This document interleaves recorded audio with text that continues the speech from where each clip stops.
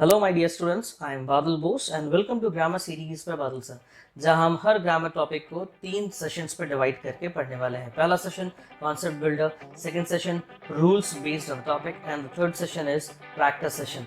और आज का हमारा सेशन है practice session based on the grammar topic conjunctions, जहां कंजंक्शन से related most important and most frequently पूछे जाने वाले क्वेश्चंस को आज हम करने वाले हैं एक इंटरैक्टिव वे में। So let's start today's session. Friends, आज के सारे क्वेश्चन स्पॉटिंग एरर या एरर डिटेक्शंस पर बेस्ड है। जिन लोगों ने आज तक कभी भी एरर डिटेक्शन के क्वेश्चंस नहीं किए, उनके लिए एक जनरल रिमाइंडर, आपके स्क्रीन पर 1 by 1 इंग्लिश के सेंटेंसेस या क्वेश्चंस आएंगे जिनको अलग अलग पार्ट्स में डिवाइड किया हुआ है और नंबरिंग की गई है सेक्शंस को 1, 2, 3, 4 एंड 5। फॉर एग्जाम्पल, आप अपने स्क्रीन पर देखेंगे एक क्वेश्चन है आपके सामने। The most frightening periods in history have been moments between the death of one king to the rise of the next. इस पूरे सेंटेंस को अलग अलग पार्ट्स में डिवाइड किया गया है फॉरवर्ड स्लैश के थ्रू, और हर एक पार्ट को नंबरिंग किया गया है 1, 2, 3, 4। अगर आपको लगता है कि सेंटेंस के पहले पार्ट में कुछ ग्रामेटिकल एरर है, जैसे the most frightening periods in history, यहाँ तक अगर सेंटेंस में कुछ एरर लगता है ग्रामेटिकल, तो आपका आंसर होगा ऑप्शन 1। लेकिन अगर आपको लगता है इस पूरे सेंटेंस में ग्रामेटिकल एरर नहीं है, तो आपका आंसर होना चाहिए ऑप्शन 5, नो एरर। फ्रेंड्स, आपके स्क्रीन पर टाइमर स्टार्ट होने वाला है 10 सेकेंड का। इतना ही लगभग टाइम आपको एक्चुअल कॉम्पिटिटिव एग्जाम में, प्लेसमेंट का रिटन टेस्ट हो या गवर्नमेंट एग्जाम्स हो, इतना ही टाइम आपको मिलने वाला है और इतने ही सेकंड्स में आपको क्वेश्चंस करने हैं। तो 10 सेकंड्स का टाइमर स्टार्ट होने वाला है और आपको पता लगाना है कि इस पूरे सेंटेंस में एरर पार्ट कौन सा है। अपना सही आंसर कमेंट सेक्शन में नीचे ज़रूर लिख कर बताएं।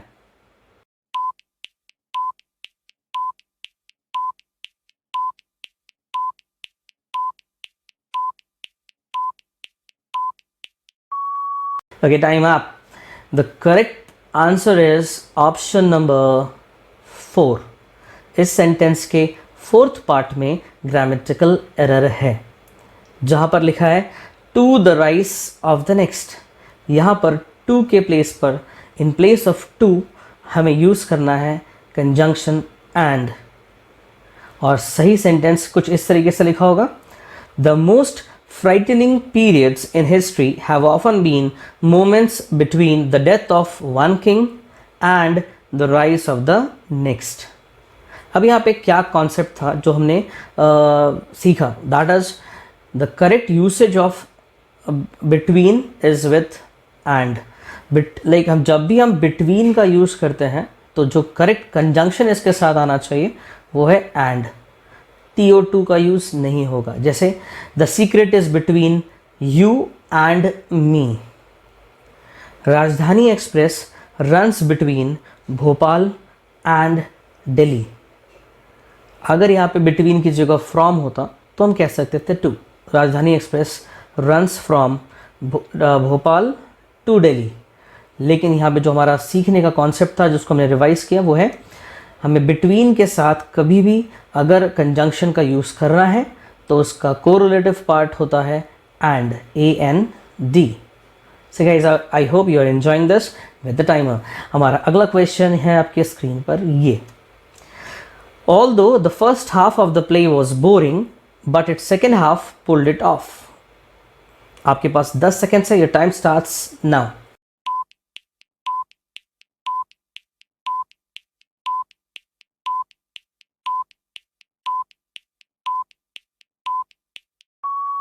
Time up guys, and the right answer is option number 3. I think ज़्यादा लोगों ने सही जवाब दिया है। थर्ड पार्ट में एरर है, यहाँ पर बट की जगह पर आपको यूज़ करना है yet, YET।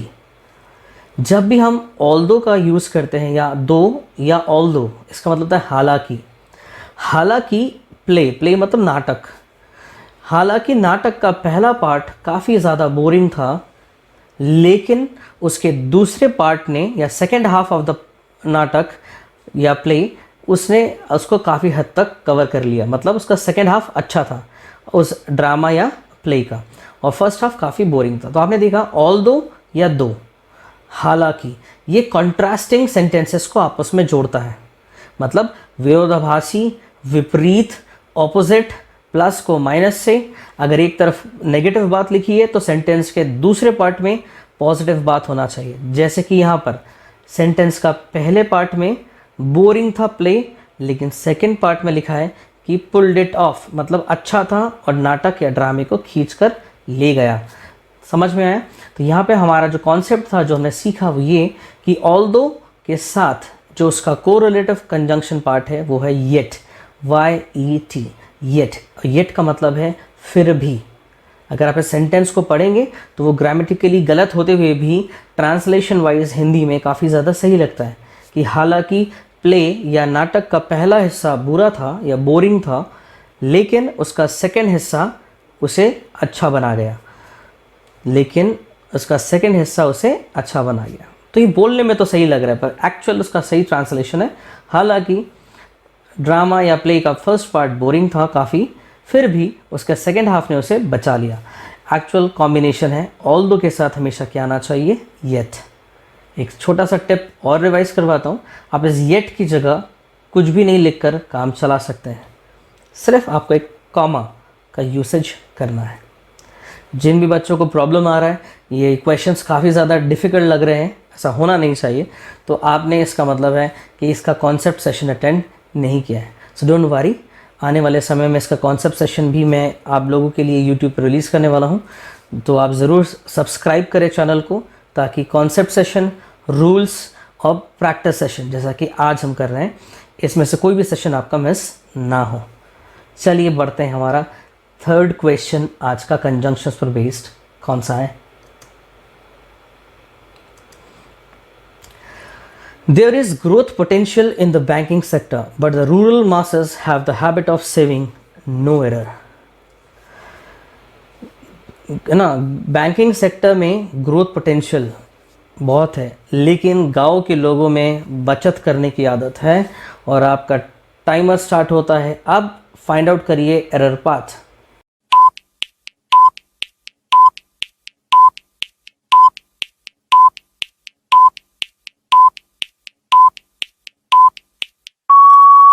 Your time is up now. So guys, सही आंसर है ऑप्शन नंबर 3। यहाँ पर भी बट का यूज़ नहीं होगा।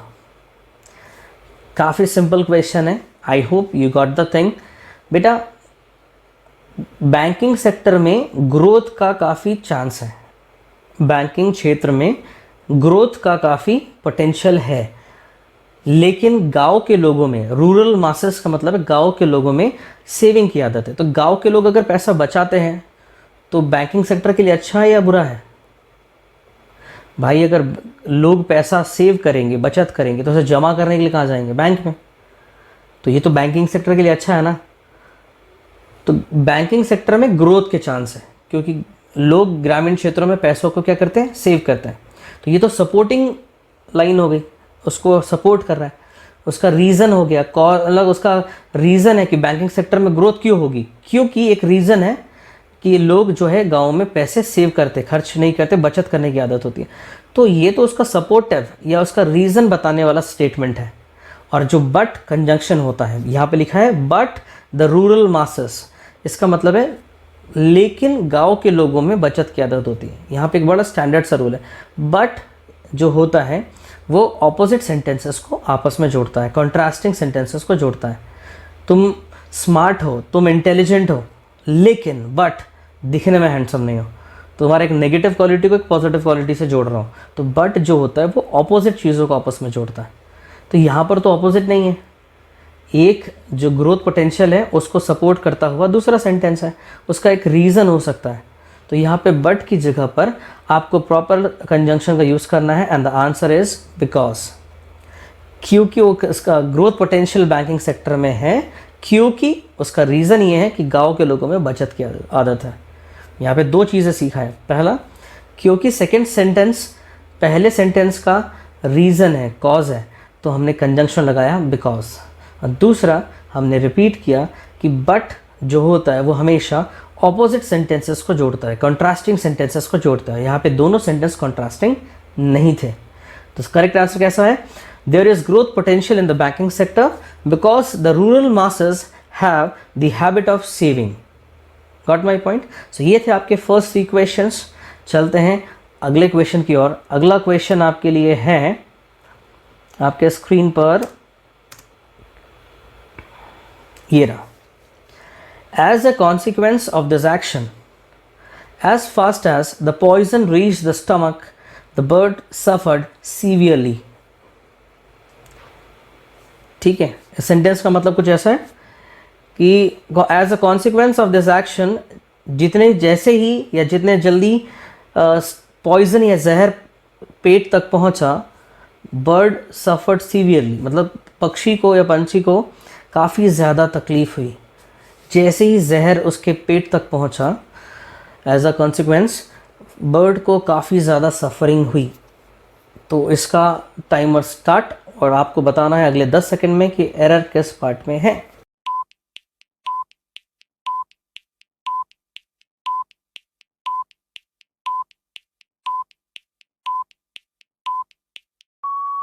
Yes, your time is up now guys. सही आंसर है एज फास्ट एज, पार्ट 2। यहां पर एरर है। एज फास्ट एज की जगह पर जो कंजंक्शन यहां पर यूज करना है वो है एज सून एज। अब यहां पर बात आती है कि as a consequence of this action, as soon as the poison reach the stomach, the bird suffered severely.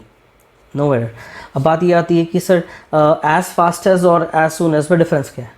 बेटा, एज फास्ट एज ये यूजुअली यूज़ होता है कंपेयर करने के लिए, तुलना करने के लिए, और ये स्पीड से रिलेटेड होता है। किससे रिलेटेड होता है? स्पीड से रिलेटेड। जैसे Ram is as fast as Shyam, मतलब राम की जो स्पीड है दौड़ने की वो श्याम के बराबर है। किसी भी मैटर में फास्ट है, इक्वली फास्ट है, कंपेयर हो रहा है राम एंड श्याम के। Ram is as fast as Shyam in working, है ना, या जो भी आप कंपैरिजन कर रहे हैं। दूसरा, ये स्पीड से रिलेटेड होता है। वही जब हम बात करते हैं एज सून एज, यहाँ पर कंपैरिजन नहीं होता है, यहाँ पर बात होती है टाइम की। मतलब एक एक्शन खत्म हो रहा है, एट दैट मोमेंट दूसरा एक्शन स्टार्ट हो रहा है।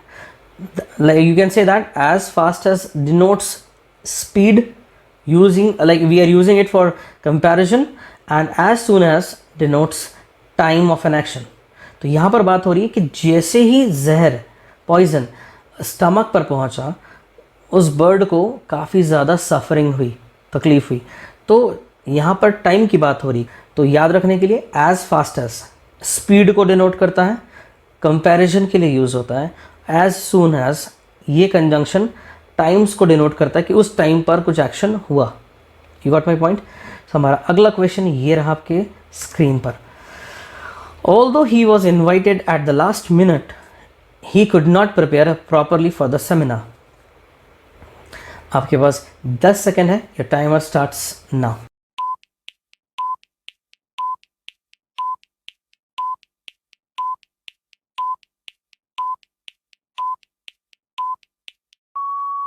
So students, time up हो गया। So guys, यहाँ पर सेंटेंस को ध्यान से पढ़िए। Although he was invited at the last minute, हालांकि, although का मतलब होता है हालांकि, हालांकि उसे लास्ट मिनट मतलब आखिरी समय में आमंत्रित किया गया था, इनवाइट किया गया था। ही could not prepare properly for the seminar, वो सेमिनार के लिए अच्छे से तैयारी नहीं कर पाया। अब ध्यान दीजिए, मैंने अभी आपको थोड़ी देर पहले बताया था क्वेश्चन नंबर 2 में, रिकैप करके भी देख सकते हैं, रिवाइंड करके भी, कि ऑल्दो जो होता है वो हमेशा कॉन्ट्रास्टिंग सेंटेंस को जोड़ता है बट की तरह। मतलब एक तरफ अगर नेगेटिव लिखा है तो दूसरी तरफ पॉजिटिव होना चाहिए, एक तरफ अगर पॉजिटिव है तो सेकेंड हाफ में उसका नेगेटिव होना चाहिए, प्लस माइनस माइनस प्लस। अब यहाँ लिखा है उसको लास्ट मिनट में इनवाइट किया गया था, आखिरी समय पर उसे आमंत्रित किया गया था। अब अगर किसी को हम लास्ट मिनट में इनवाइट करेंगे तो उसका सेमिनार अच्छा जाएगा कि बुरा जाएगा? बुरा ही जाएगा। तो वो तो नेगेटिव था कि लेट इनवाइट किया और उसका सेमिनार की तैयारी भी नहीं हुई, ये भी नेगेटिव है। मतलब नेगेटिव इधर भी है एक सेंस कि लेट इनवाइट किया और उसने तैयारी भी नहीं की, that is also negative.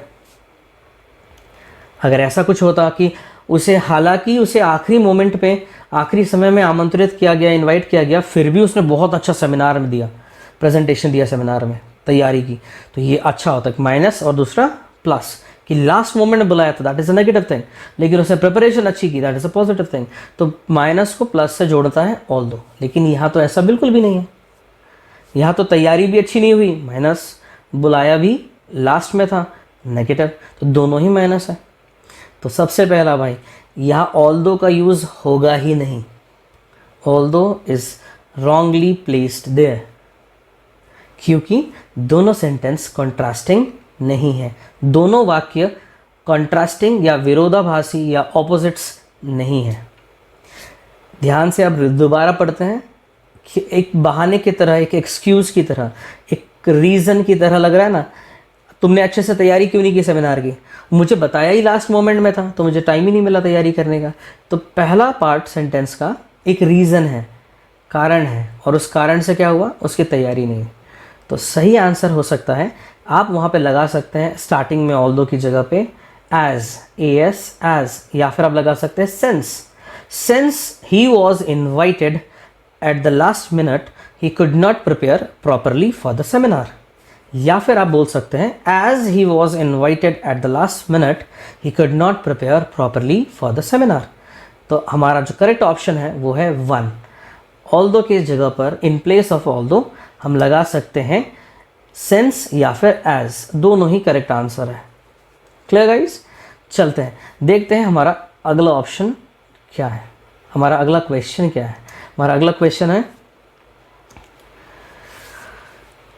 as we are doing this project as a team, so we have to share ideas with each other to overcome problems easily। क्योंकि हम एक टीम की तरह इस प्रोजेक्ट में काम कर रहे हैं, तो हमें आइडियाज़ एक दूसरे से शेयर करना चाहिए ताकि हम आसानी से प्रॉब्लम्स को सके। ये तो काफ़ी इजी सेंटेंस है। तो सेंटेंस के किस पार्ट में एरर है? अगर एरर नहीं है तो ऑप्शन नंबर 5। आपका टाइमर स्टार्ट होता है अब।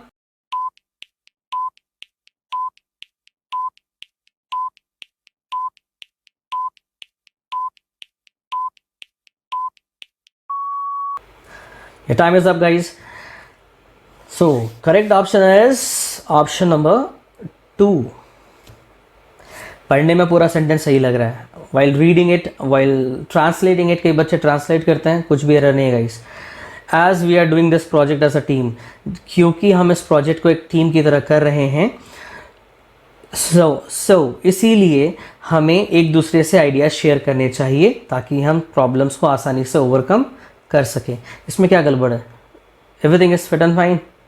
बेटा गड़बड़ ये है कि जब भी, व्हेनेवर, जब भी हम एज या सेंस का यूज़ या यूसेज सेंटेंस के स्टार्ट में, बिगिनिंग में करते हैं, तो कभी भी सेंटेंस में सो या देयरफॉर लगाकर second part of the sentence या सेकेंडरी सेंटेंस को जोड़ने की ज़रूरत नहीं है। बोलने में फ्लुएंसी में बड़ा अच्छा लगता है, as we are working as a team therefore we should share secrets with each other, या we should share ideas with each other. तो बोलने में अच्छा लग रहा है कि क्योंकि हम टीम में काम कर रहे हैं, देयरफॉर हमें ऐसा करना चाहिए। लेकिन याद रखिए, अगर आप स्टार्टिंग में एज या सेंस लगा रहे हैं तो बीच में कभी भी देयरफॉर या सो का यूज़ नहीं करेंगे। So guys, I hope you are enjoying the session. आपको हर एक क्वेश्चन के साथ एक कॉन्सेप्ट, एक रूल सीखने को मिल रहा है।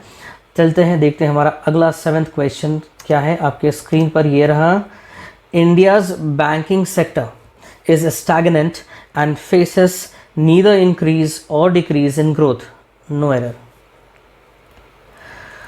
काफ़ी इजी क्वेश्चन है। Your timer starts now.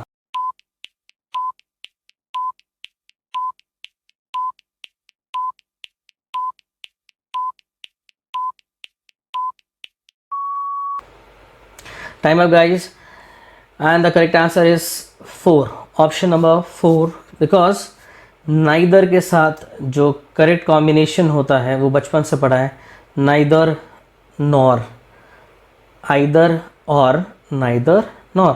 यहाँ पर हमने देखा कि neither increase और डिक्रीज, तो यहाँ और डिक्रीज की जगह 4th पार्ट में आएगा nor डिक्रीज।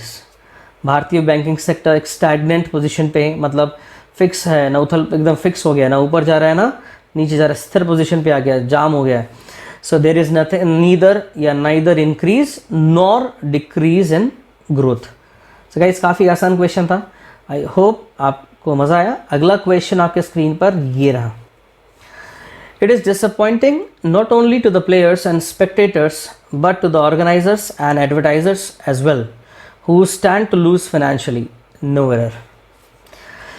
ये निराशाजनक है ना केवल प्लेयर्स, खिलाड़ियों और दर्शकों के लिए, बल्कि ऑर्गेनाइजर्स और एडवर्टाइजर्स के लिए भी, जिनका आर्थिक रूप से फाइनेंशियली काफ़ी नुकसान या लॉस हो रहा है। तो योर टाइमर स्टार्ट्स नाउ। जल्दी से बताइए मुझे कमेंट सेक्शन में कि सही आंसर कौन सा ऑप्शन है।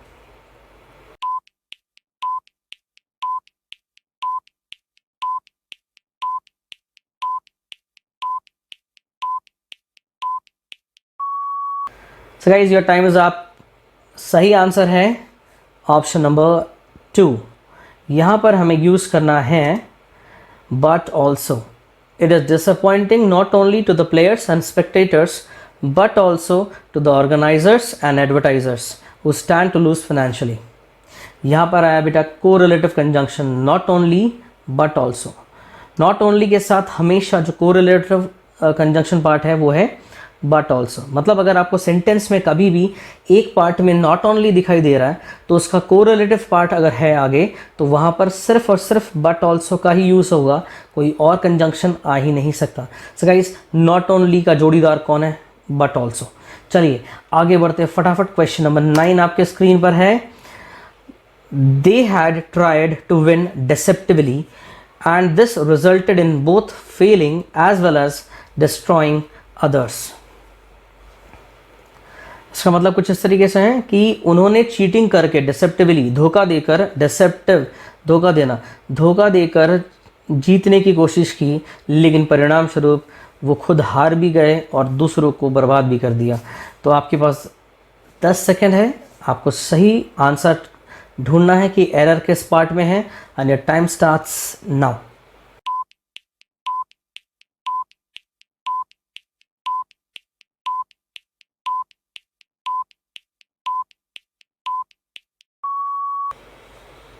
Time up guys, and the correct answer is option number 4। यहाँ पर आपको एक बात और सिखाना चाहूँगा, बिल्कुल बिटवीन की तरह। यहाँ पर भी लिखा है both failing as well as destroying others. यहाँ पर हमारा कॉन्सेप्ट, जिन्होंने कॉन्सेप्ट सेशन अटेंड किया उन्हें पता होगा कि बोथ के साथ भी जो कोरिलेटिव कंजंक्शन आगे जाके यूज़ होना है that is and, AND। As well as और बोथ कभी साथ में यूज़ नहीं होते। अगर आप एज वेल एज लिख रहे हैं तो आपको बोथ लगाने की ज़रूरत नहीं थी, लेकिन अगर आप बोथ लगा रहे हैं, BOTH बोथ, तो आपका कोरिलेटिव पार्ट जो होगा आगे जाके कंजंक्शन का वो है एंड। जैसे बिटवीन के साथ हमेशा एंड आता है, ठीक वैसे ही सिमिलरली बोथ के साथ भी अगर आपको दो चीज़ों को जोड़ना है तो सिर्फ और सिर्फ AND एंड का यूज़ कर सकते हैं। तो कुछ सही अरेंजमेंट के बाद आंसर क्या होगा करेक्शन के बाद? They had tried to win deceptively and this resulted in both failing and destroying others. So हमारा जो कॉन्सेप्ट था वो ये था कि बोथ के साथ जो कोरिलेटिव पार्ट है कंजंक्शन का जो आएगा वो है एंड। सो गाइज चलते हैं, देखते हैं आज का हमारा लास्ट क्वेश्चन कंजंक्शंस पर बेस्ड कौन सा है। ये रहा आपके स्क्रीन पर। ही did not mention neither the deposit or the rate of interest। no error। उसने ना ही डिपॉजिट मेंशन किया और ना ही रेट ऑफ इंटरेस्ट या रेट ऑफ इंटरेस्ट मेंशन किया, उसने कुछ भी मेंशन नहीं किया। तो आपके पास 10 सेकेंड्स है, पता करिए सेंटेंस में एरर कहाँ पर है। Your timer starts now.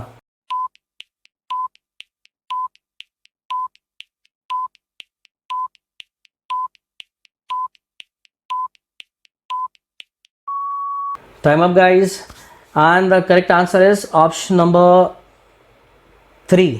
यहाँ पर neither या neither का यूज़ नहीं होगा। क्यों? क्योंकि neither या neither ऑलरेडी एक नेगेटिव टर्म है, मतलब इसमें एक नॉट छुपा हुआ है। आप बोल सकते हैं कि neither का n एक नॉट, एक नेगेटिव टर्म को अपने आप में समाये हुए है। और हमारा सेंटेंस शुरू कैसे हो रहा है? he did not। तो हमारे सेंटेंस में ऑलरेडी did not मेंशन है, नेगेटिव टर्म है, तो दोबारा से नेगेटिव लगाने की ज़रूरत नहीं है। एक ही सेंटेंस में नेगेटिविटी को शो करने के लिए डिड नॉट भी लिखा है और नाइदर भी लिखा है, एंड दैट्स अ मिस्टेक। इसीलिए यहाँ पे नाइदर को हमें सिर्फ सिंपली रिमूव कर देना है, हटा देना है। तो कुछ करेक्ट करने के बाद सेंटेंस ऐसा दिखाई देगा, he did not mention the deposit और the rate. Guys got it? कहने का मतलब एक ही सेंटेंस में दो नेगेटिव चीज़ें नहीं आती है। डिड नॉट लगा हुआ था तो नाइदर लगाने की ज़रूरत नहीं है। और दूसरा ट्रिक एक और जो दिमाग में रख सकते हो वो ये है कि अगर आपके सेंटेंस में नॉट का यूज़ है, NOT नॉट, तो उसके आगे अगर आपको दो ऑप्शंस का बीच में दिखाना है तो आपको वो दो ऑप्शंस बताने के लिए OR और का यूज़ करना है। क्लियर है? और जस्ट पिछले क्वेश्चंस में हमने देखा कि अगर नाइदर का यूज़ होता है तो वैसे भी एक और ट्रिक थी, नाइदर अगर है तो नॉर आता है। सो गाइज, नॉट ऑलरेडी था सेंटेंस में नेगेटिव पार्ट, तो दोबारा से नेगेटिव टर्म यूज़ नहीं करते हैं। एक ही सेंटेंस में दो नेगेटिव टर्म्स एक साथ यूज़ नहीं करना है। सो guys, I hope you enjoyed the session. आज हमने कंजंक्शंस के कॉन्सेप्ट्स पर बेस्ड 10 इंपॉर्टेंट क्वेश्चंस किए और उन 10 क्वेश्चंस के साथ 10 कॉन्सेप्ट्स को रिवाइज भी किया। चलिए जल्दी जल्दी मुझे कमेंट सेक्शन में जाइए और बताइए कि अगला कौन सा टॉपिक ग्रामर का है जिसके बारे में आप कॉन्सेप्ट सीखना चाहते हैं या रूल्स पढ़ना चाहते हैं या फिर आप प्रैक्टिस सेशन इसी तरह से करना चाहते हैं। प्रैक्टिस तो हो ही जाती है, साथ में आपका कॉन्सेप्ट भी रिवाइज हो जाता है। बाकी मिलता हूँ आपसे अगले सेशन में, तब तक के लिए stay at home, stay safe, keep learning, keep growing in your life.